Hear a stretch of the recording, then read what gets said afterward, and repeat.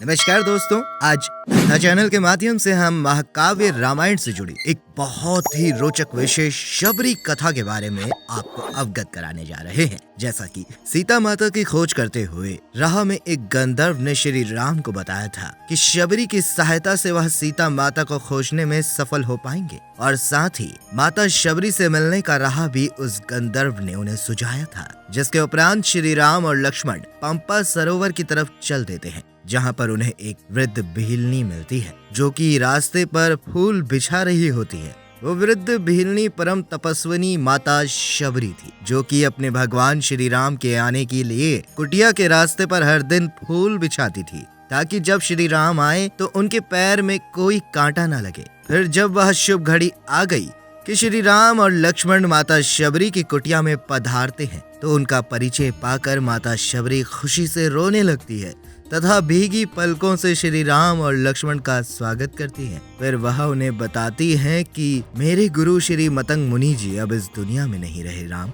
लेकिन उन्होंने ही मुझे बताया था कि भविष्य में श्री राम अपनी पत्नी सीता को खोजते हुए हमारे आश्रम में आएंगे और साथ ही यह आदेश दिया था कि तब तुम्हें सुग्रीव तक जाने का मार्ग उन्हें बता देना है, जिनकी सहायता से वह रावण पर विजय प्राप्त करके अपनी पत्नी सीता को रावण के चुंगल से मुक्त करा पाएंगे। फिर माता शबरी श्री राम और लक्ष्मण को भोजन के रूप में अपने द्वारा लाए गए बेर देती हैं। माता शबरी श्री राम के लिए आश्रम के वृक्षों से प्रतिदिन बेर चक चक कर अपनी टोकरी में रखा करती थी, ताकि श्री राम के लिए वह केवल मीठे बेर ही बटोर सके। रामायण के अनुसार शबरी माता जब श्री राम को अपने झूठे बेर खिला रही थी, तब श्री राम ने उन बेरों को बड़े ही प्रेम से खाया था और उन बेरों को माता सीता द्वारा बनाए गए अनगिनत मिष्ठानों से भी मीठा बताया था। लेकिन यह सुनकर एक बार को लक्ष्मण जी विचलित हो उठे थे कि उनकी माता समान भाभी की तुलना राम भैया इस वनवासी बुढ़िया से कर रहे हैं।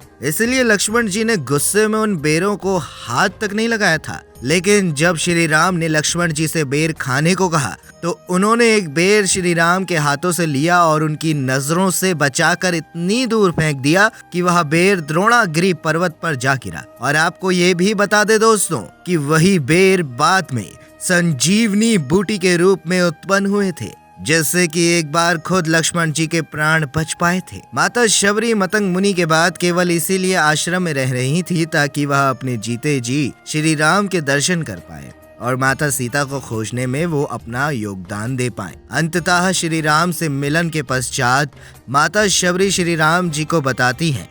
कि हे मेरे प्रभु राम, पंपा सरोवर के दक्षिण तट की तरफ ऋषि मुख पर्वत है, जिसके शिखर पर वानर राज सुग्रीव अपने 4 मंत्रियों के साथ वास करते हैं और वहीं पर आपके परम भक्त हनुमान से भी आपकी भेंट होगी, जिनकी सहायता से आप जानकी सीता को खोजने में सफल हो पाएंगे। इतना बताकर माता शबरी, जो काफी वृद्ध हो चुकी थी और श्री राम की प्रतीक्षा में अभी तक अपने प्राण थामे हुई थी, अंततः अपने जीवन का उद्देश्य पूरा कर माता शबरी अपना शरीर श्री राम के चरणों पर त्याग कर अपने परधाम को चली जाती है। बोलो जय श्री राम।